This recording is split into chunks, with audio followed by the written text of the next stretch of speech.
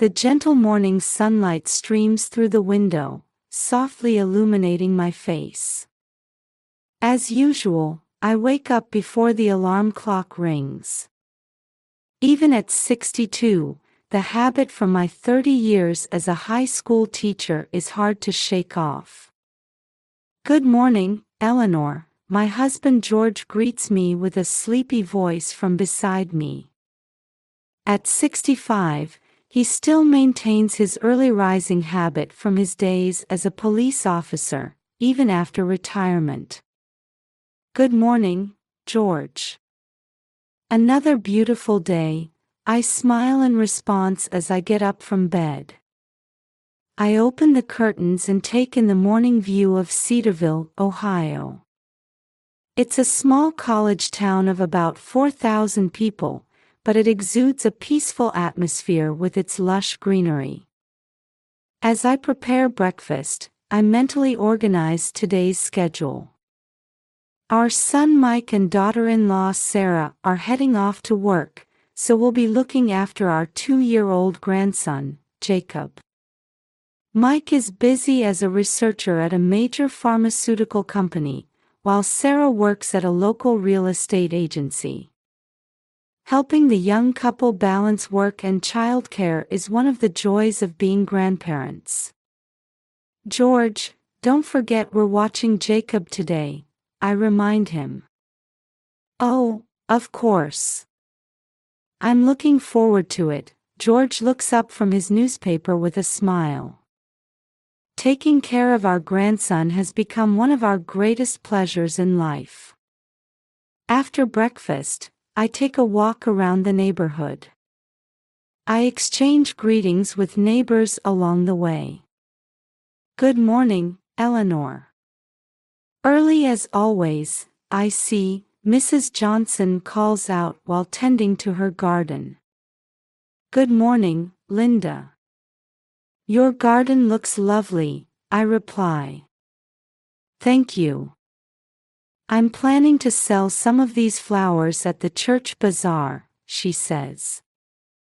It's moments like these that remind me of the strong sense of community here. We've lived in Cedarville for over 40 years, and this warm community has become our cherished home. When I return home, I receive a call from Sarah. "Good morning, Mom. We'll be dropping off Jacob soon," she says. "Of course, Sarah. Don't worry about a thing," I assure her. As I hang up, I feel a slight twinge of mixed emotions. My relationship with Sarah isn't bad, but sometimes I sense differences in our values. We occasionally disagree on small things like child-rearing methods or household role division. However, for the sake of family harmony, I always try my best to be understanding. Just before noon, Mike brings Jacob over.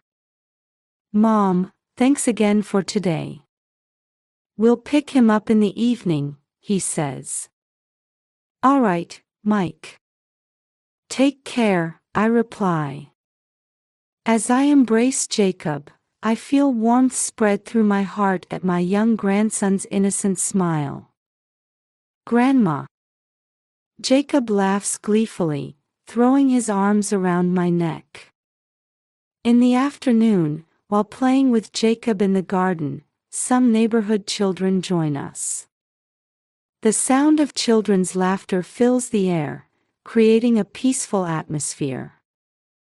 "Eleanor, how about some tea?" George calls from the porch.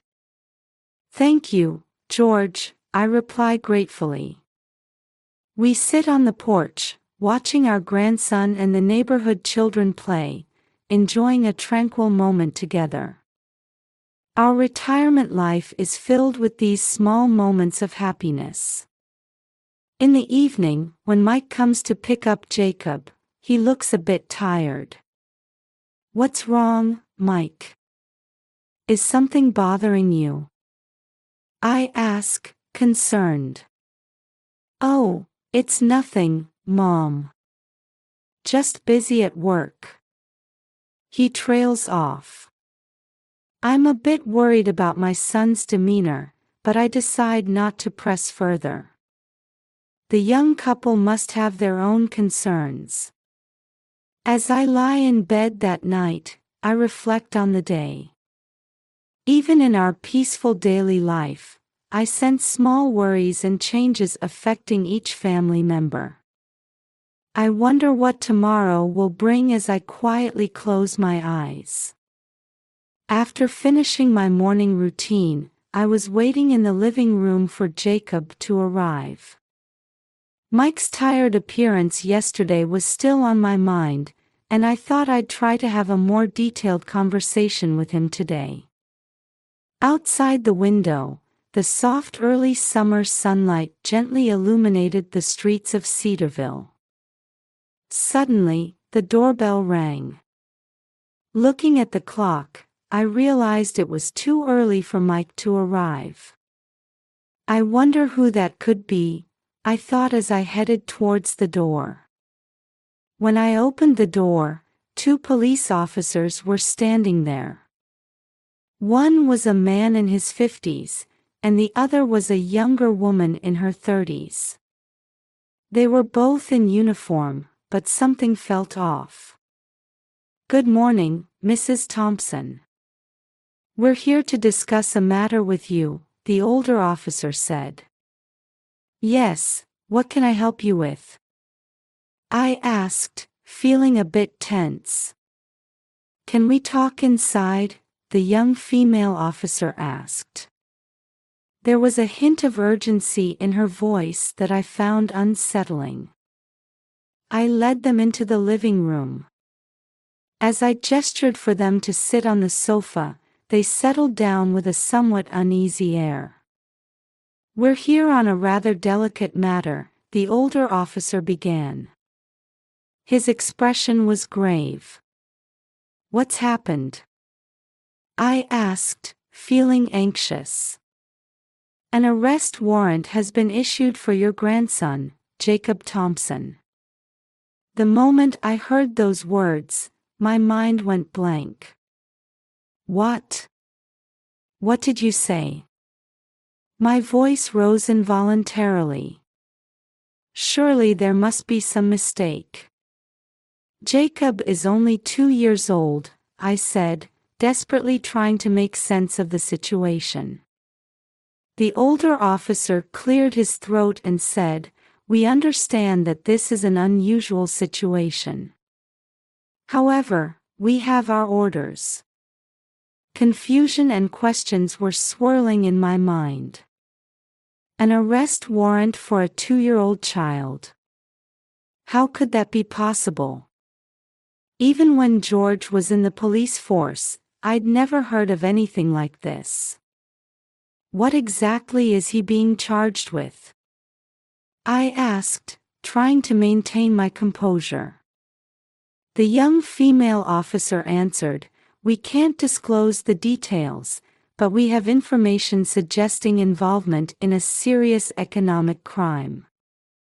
Hearing those words, I became even more bewildered. A 2-year-old child involved in an economic crime.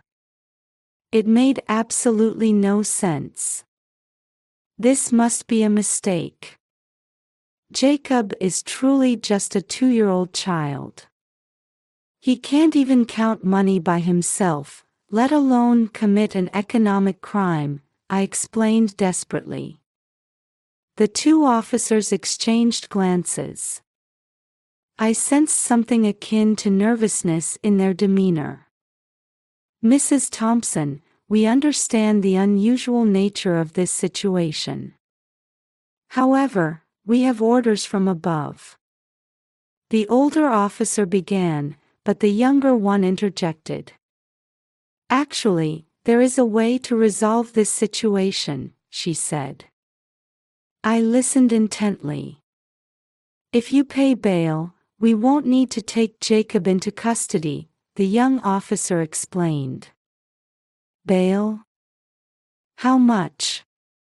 I asked, trying to maintain my composure despite my agitation.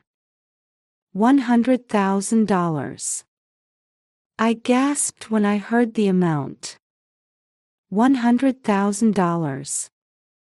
Such a large sum, I couldn't possibly. We can arrange for installments. $30,000 now, and the rest can be paid later, the older officer quickly added. The feeling that something was very wrong grew stronger within me. Police procedures couldn't possibly be this simple. And the behavior of these two officers was strange. Could I have some time to think about this? I'd like to consult with my husband, I said, trying to buy some time. The two officers visibly tensed. But this is an urgent matter. I understand. But we're talking about a large sum of money. I need a little time, I said firmly. The officers reluctantly stood up. All right, we'll return in 2 hours. Please make your decision by then. As I saw them off, various questions were swirling in my mind. Was this really an official procedure? Why would there be an arrest warrant for a 2-year-old child? And were these two really police officers? After closing the door, I took a deep breath. I needed to think calmly. First, I should call George. He would know about police procedures.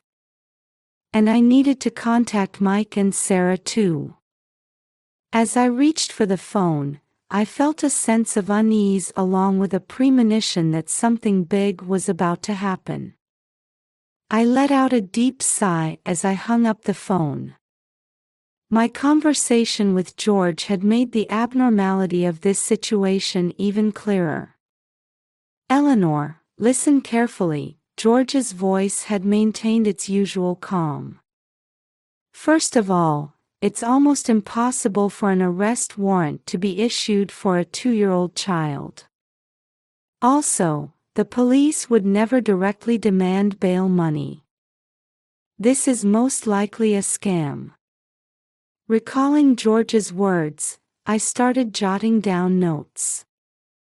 I listed the suspicious points about the two individuals posing as police officers, the slight oddity in their uniforms, their nervous behavior, their demand for immediate bail payment.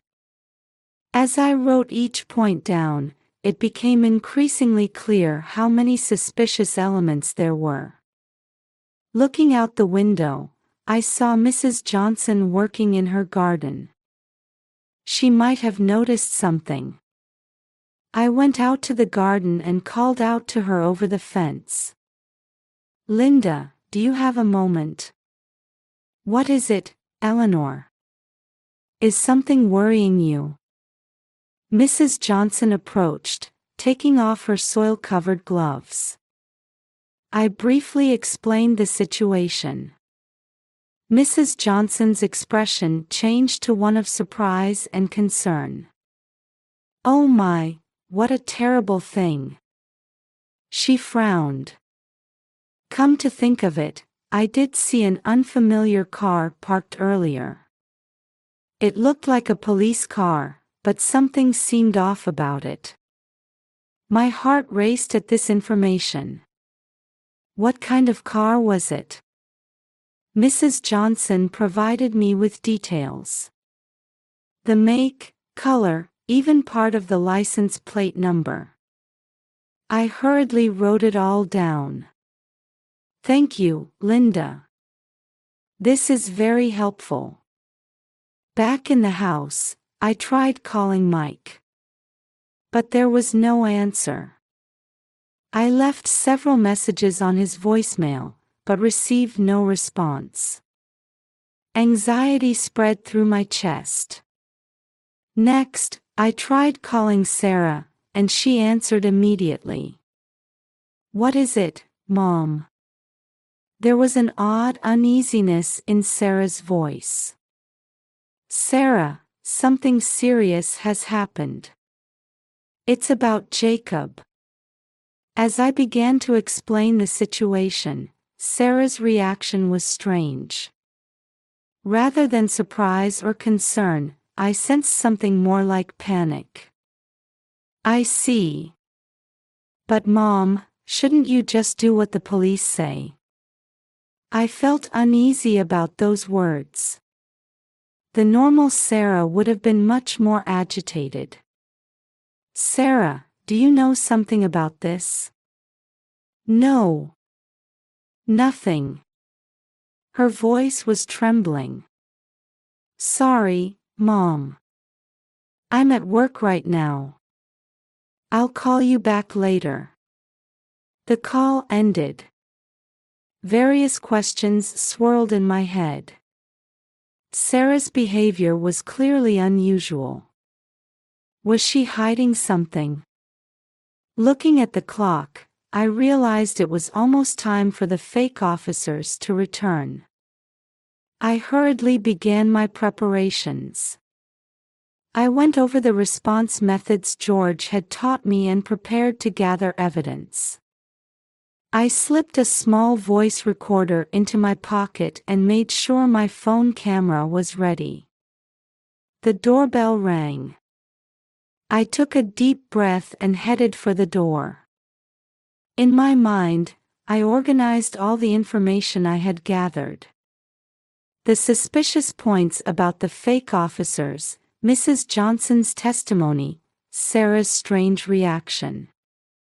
Before opening the door, I steeled my resolve. I had to unravel this mystery and protect my family.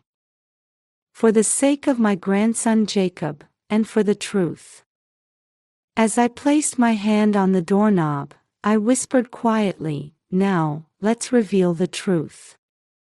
When I opened the door, the two fake officers were standing there as expected.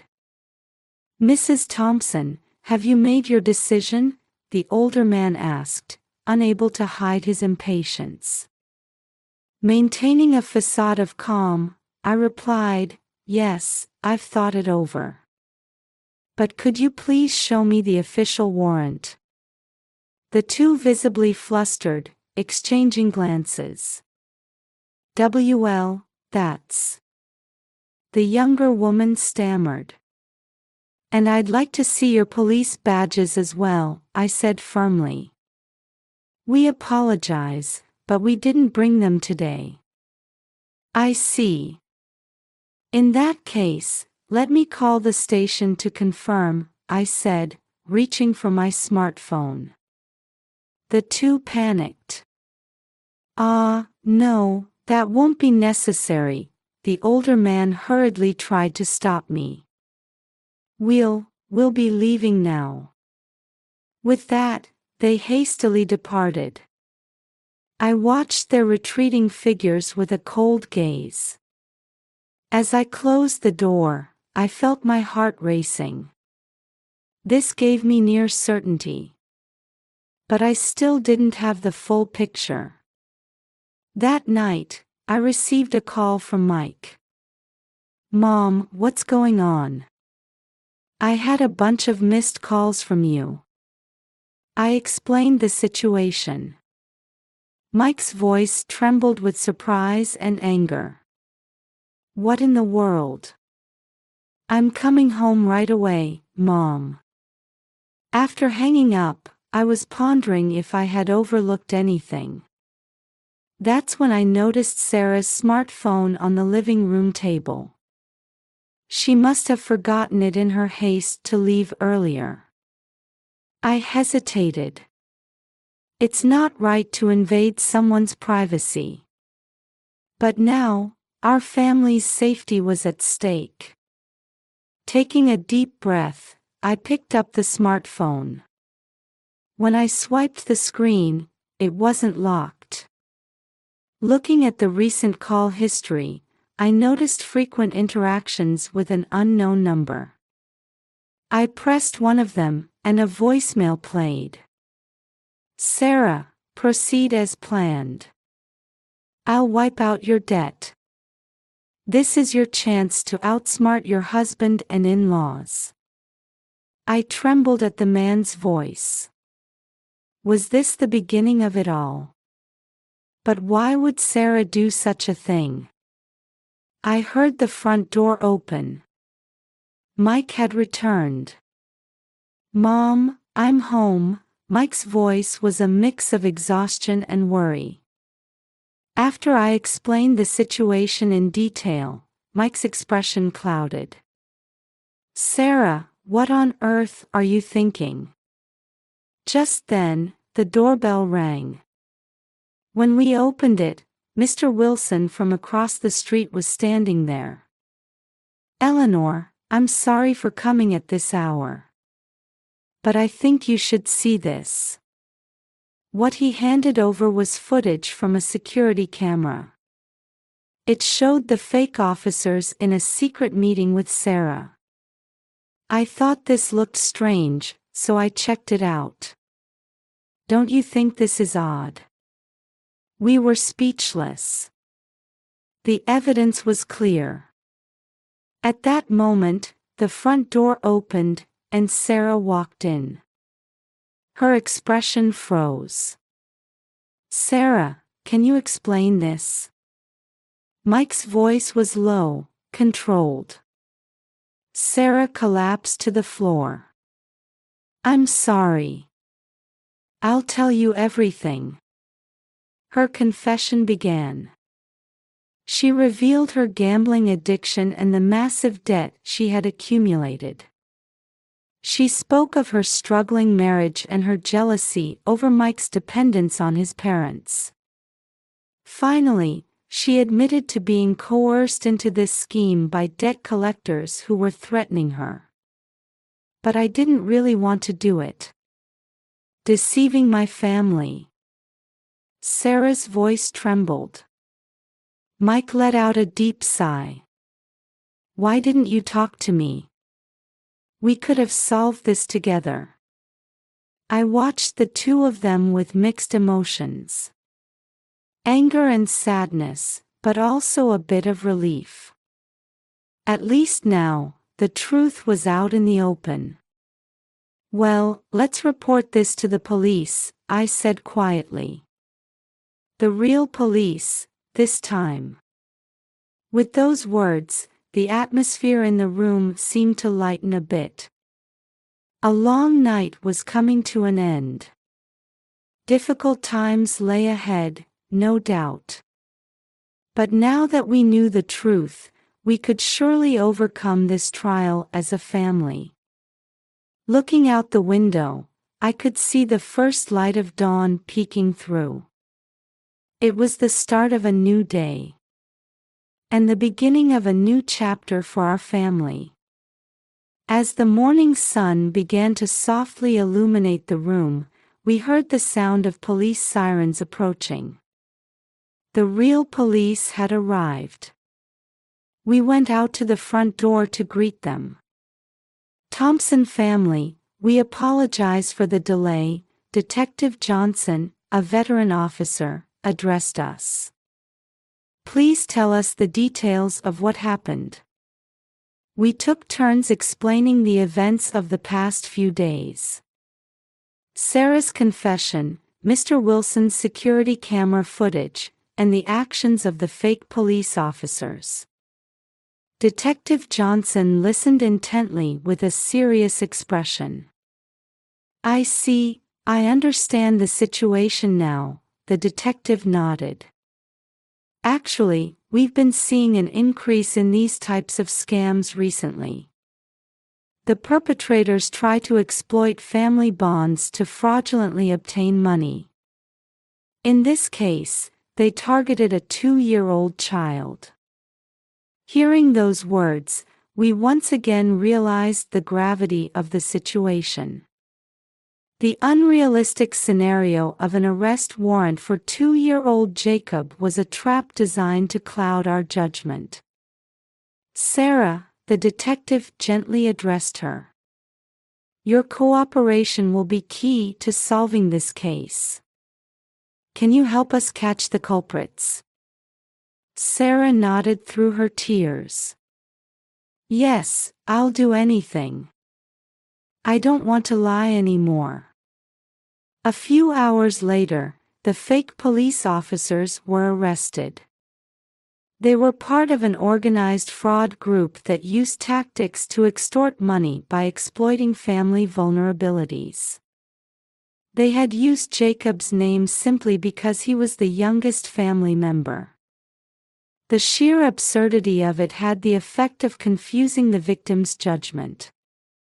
Once the immediate crisis had passed, we took time as a family to face each other. We gathered in the living room, sipping tea and discussing things we hadn't been able to talk about before.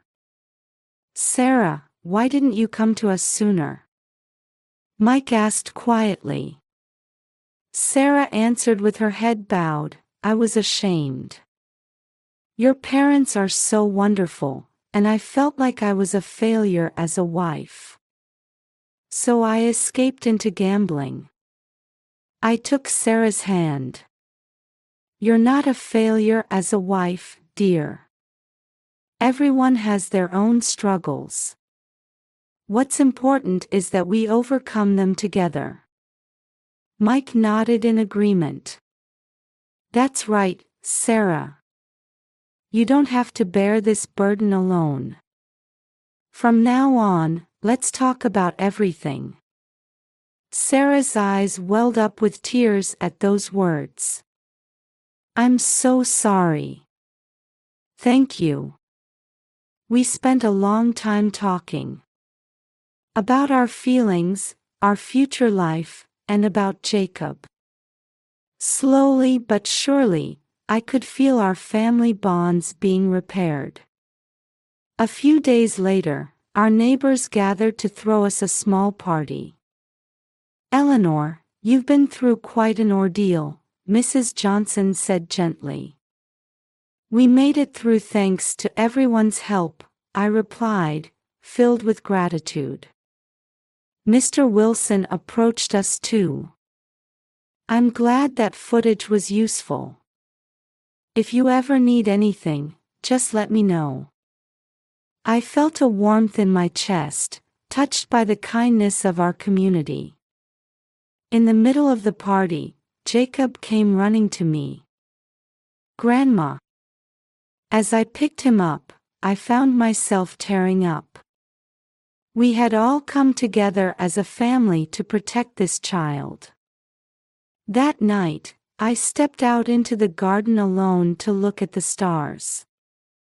The events of the past few days flashed through my mind like a slideshow. Fear, anxiety, anger, and finally, the relief and hope that followed. I've never felt the importance of family so strongly before. There's no such thing as a perfect family. But by understanding and supporting each other, we can overcome any difficulty. That's the true strength of family. This ordeal taught me that. From inside the house, I could hear the laughter of Mike, Sarah, and Jacob. I took a deep breath and looked up at the starry sky once more. Thank you, I whispered softly.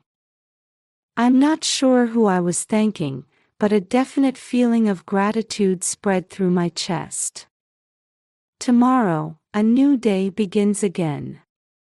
I'm sure it won't all be smooth sailing. But I know we can get through it together.